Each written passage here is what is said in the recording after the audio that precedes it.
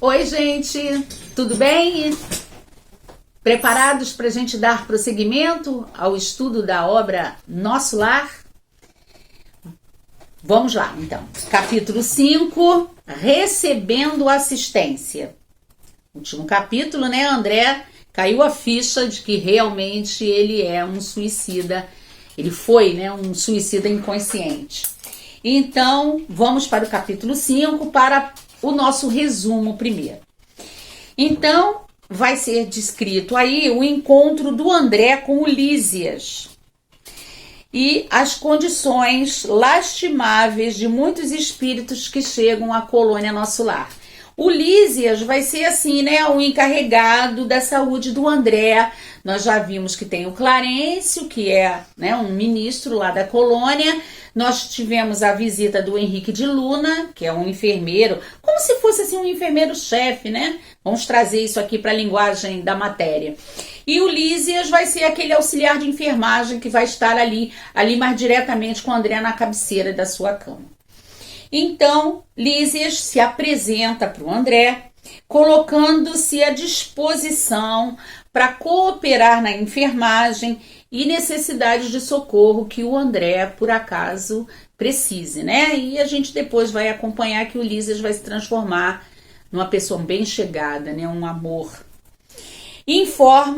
O Lísias informa para o André que ali existem mais de 1000 doentes espirituais, né?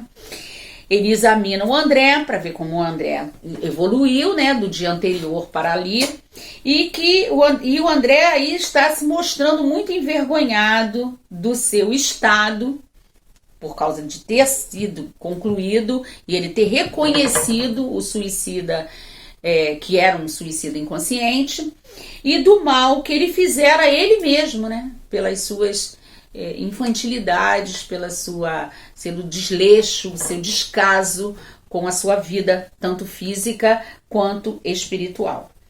Lísias consola o André, porque a gente sabe, né? Vamos assumir que fez e vamos caminhar. E dizendo que o próprio Lísias ali na colônia presta assistência a 80 enfermos por dia e que 57 se encontram nas mesmas condições que o André.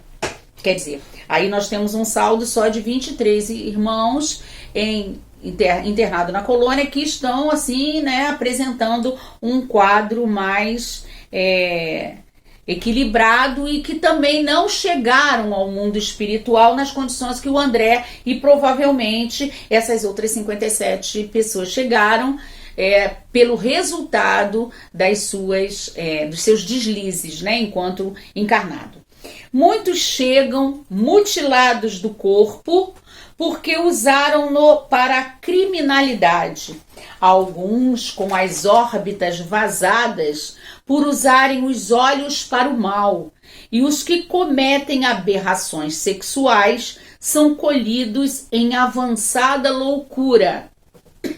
Isso tudo reiterando sempre que são produtos da mente desequilibrada desses irmãos, certo? E muitas vezes, a maioria das vezes, até poderíamos arriscar em dizer, efeito do próprio arrependimento, né? Do tempo perdido, da sua irresponsabilidade com relação as tarefas que deveria ter cumprido na Terra. Então, nas obras espíritas a gente vai ver muitos casos desses que através do pensamento, daquela ideoplastia, daquela indução mental, a pessoa, né, ela se sente um animal, ela se sente aleijado, mutilado, ou cego, ou mudo, porque usou a palavra, porque usou os olhos para ver o que não devia, a palavra para falar o que não devia. Então nós temos diversos casos na literatura espírita e sabemos nós que essa mácula feita aos perispírito foi tudo efeito da matéria, tá? Que o perispírito vai absorver essas sensações, tá? E acrescenta que nosso lar não é uma estação, né? Que o André até então não tinha tido ainda uma visão do que seria essa colônia. Não é uma instância, né? Não é uma pousada de espíritos superiores, de espíritos vitoriosos, mas são felizes porque foram socorridos, porque percebem a misericórdia do Pai e porque tem o trabalho que o Senhor não lhes negou. Se no corpo material você não fez frente àquilo que você se comprometeu, no mundo espiritual você vai ter oportunidade de tentar refazer esse caminho percorrido. É claro que na matéria é que é a prova, né, mais acirrada, mais necessária, mas sabemos nós que os espíritos evoluem na erraticidade. Então, quando você se conscientiza dos seus erros e trabalha no mundo espiritual em prol da sua melhora e da melhora dos seus irmãos, você está caminhando, está se refazendo, certo? Então, Lísias lembra a passagem do Evangelho segundo o Espiritismo, que nós temos aqui no capítulo 18, que é muitos os chamados e poucos escolhidos. Aí a gente pensa assim, né? A gente é chamado para o trabalho, mas só vai ser escolhido se a gente abraçar este trabalho, abraçar essa tarefa, abraçar essa responsabilidade devidamente, né? Com consciência e com responsabilidade. Então, muitos são convocados para o banquete celestial, mas raríssimos são os que atendem ao chamado. Sempre, né? Tem outra coisa para fazer, priorizando a materialidade, as coisas emergenciais, os vícios e as paixões, né? Aí a gente lembra um pouquinho até daquela passagem, né, que me ocorreu aqui agora de Jesus, né, que daquele seguidor que quero segui-lo, Senhor. Aí o Senhor diz para ele, né, volte para a sua casa, se desfaça das suas coisas e retorne para caminhar comigo, e ele não retorna mais, né? Quer dizer, ainda não estava preparado, né? Para cada um de nós existe um momento da sua maturidade espiritual. Então, ele vai continuando dizendo que o homem comum agrava o seu destino, se desviando do bem, alimentando caprichos e desgastando seu corpo físico. Sabemos disso, né? A morte do corpo não os conduz a planos sublimes, pois se temos débitos na esfera terrena, é necessário que lá voltemos para saudá-los, desatar as algemas do ódio e substituí-las pelas de amor. Olha que coisa linda, olha que prova da justiça e da misericórdia do Pai, né? Primeiro, não é porque nós morremos que a gente adentrou um plano espiritual para os planos sublimes, o que o fizemos deixou para trás. Claro que não, a gente leva a nossa bagagem, a gente leva tudo aquilo que nós conquistamos, certo? E se a gente deixou débitos, deixamos pontas soltas no nosso passado, nós teremos que mais cedo ou mais tarde a gente passa um período no plano espiritual se capacitando, se fortalecendo, evoluindo um pouquinho através do trabalho, da ajuda, mas a gente terá que voltar para saudar, para desatar, né, esse ódio, essa necessidade do perdão, a necessidade da benevolência, substituindo isso tudo por laços de amor. Lísias aplica-lhe passes magnéticos e faz curativos na zona intestinal, porque sabemos que perispírito ainda é matéria. Matéria quintessenciada, mas é matéria. E o André ainda estava envolvido nessas impressões do corpo físico. Observa que, embora o socorro que recebe, o trabalho de cura é peculiar de cada um. Então, se a gente pegasse um irmãozinho, dois irmãozinhos assim, todos dois com o mesmo problema de saúde, o mesmo problema emocional, e aí os dois recebem o mesmo socorro, os dois estarão melhores da mesma forma, na mesma relação? Claro que não. Cada um reagirá de acordo com o que traz dentro de si mesmo. Então, a cura é peculiar de cada um. E nós sabemos o quanto nós somos importantes em, né, cura-te a ti mesmo. Está lá. Acredita que ele será um dos melhores colaboradores de nosso lar. Interessante. Creio que isso se deve àquilo que nós falamos lá no outro capítulo anterior, no desvelo, na boa vontade que o André apresenta desde o início, né, de se levantar, de trabalhar, de correr atrás, de aprender, de ampliar os seus conhecimentos, certo?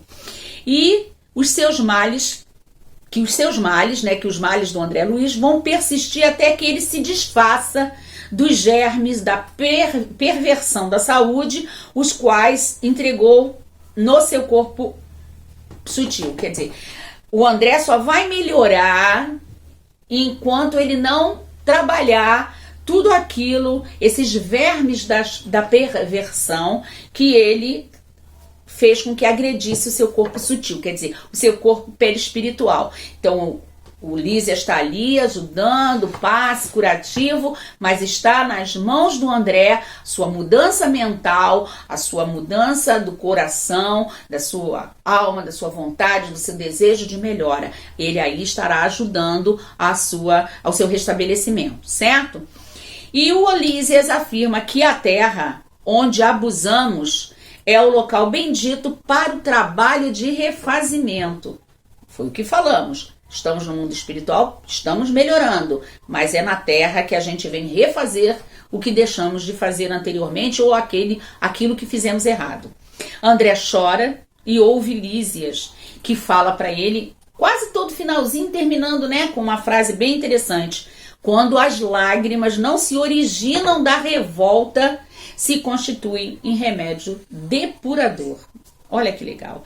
O André ali não estava revoltado, ele não estava ali relutante, ele estava aceitando, reconhecendo, refletindo, apreendendo, compreendendo e apreendendo todas as lições que ele estava recebendo ali, de Clarencio, de Henrique, de Lísias, e estava fazendo o melhor. Então as lágrimas que ele vertia ali naquele momento era de emoção, era de reconhecimento. Então aquilo seria para ele um remédio depurador.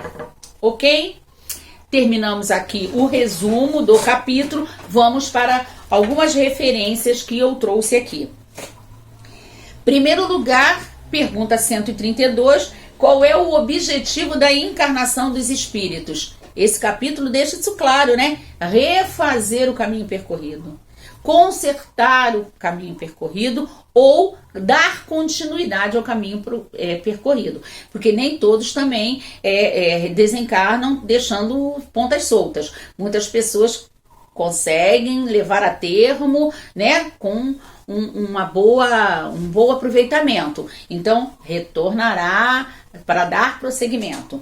A pergunta 558. Alguma outra coisa incumbe os espíritos fazer que não seja melhorarem-se pessoalmente? Então a gente só tem a responsabilidade de se melhorar? Não, a gente também tem que auxiliar na melhora do próximo e do próprio planeta, não é isso? Pergunta 564. Haverá espíritos que se conservem ociosos, que em coisa alguma útil se ocupem? Será que existe? Claro que sim, né? Mas estarão estagnados, estarão com a sua evolução estagnada, né? Ociosa e sem aproveitar o seu tempo útil em melhorar a si mesmo. Na pergunta 674, que o Lísias vai falar bastante aqui na necessidade do trabalho, né, que é no trabalho, no contato com o seu semelhante, que você vai se melhorando. A necessidade de trabalho é lei da natureza, isso é a parte terceira do Livro dos Espíritos, que são as leis morais, a lei do trabalho. A necessidade do trabalho é lei da natureza? Sim. E essa lei dessa natureza vai servir tanto para o mundo dos encarnados quanto para o mundo dos desencarnados. A pergunta 675. Por trabalho só se devem entender as ocupações materiais? Uma pessoa que de repente não tenha condições, por um entrave físico qualquer, de trabalhar materialmente, ela pode ser ociosa, ela pode ser considerada inútil? Claro que não, porque trabalhar não é só ocupação material. Vamos ler lá a pergunta 675 para tomar maior ciência sobre isso. No Evangelho, além de eu já ter falado sobre o capítulo 18, que é muitos os chamados, poucos os escolhidos, eu falei na hora do resumo do capítulo, nós temos também o capítulo 4, ninguém poderá ver o reino de Deus se não nascer de novo, o tópico que vai explicar direitinho sobre a necessidade da encarnação dos espíritos como forma de acertar o seu caminho. Muito obrigado, gente. Valeu, um abraço.